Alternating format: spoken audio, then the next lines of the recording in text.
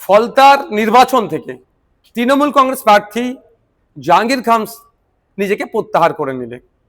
এটা নিয়ে প্রচুর চর্চা হচ্ছে, কিন্তু প্রশ্ন থেকে যাচ্ছে জনমানসে, স্বেচ্ছায় তিনি নিজেকে গুটিয়ে নিলেন, না বিজেপির সাথে সমঝোতার তিনি বার্তা দিলেন, না তার দলের অভ্যন্তরীণ ডিসিশন তিনি মানলেন। এই বিষয়ে উত্তর সময় কিন্তু কথা বলবে, উত্তর দেবে। কিন্তু আমার একটা জিনিস থেকে যাচ্ছে, আমার মনে হয় দুটো জিনিস খুব হতে পারে।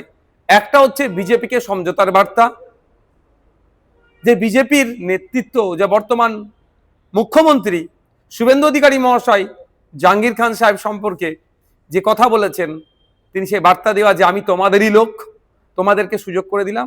অথবা এটা হতে পারে এন্টায়ার তৃণমূল বিজেপিকে নতুন করে সুযোগ করে দিচ্ছে। অথবা এটাও হতে পারে যে তৃণমূল কংগ্রেস দেখছে যে এই নির্বাচনে ফলতা থেকে 1, 2, 3 কোনো মতেই আসতে পারবে না, 4 বা 5-এ থাকবে। সেই জন্যই নতুন করে আমার মুখ থুবড়ে পড়লে পার্টি ঘুরে দাঁড়াবার আর কোনো জায়গায় থাকবে না।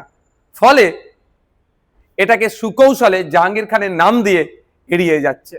তবে সময় কথা বলবে।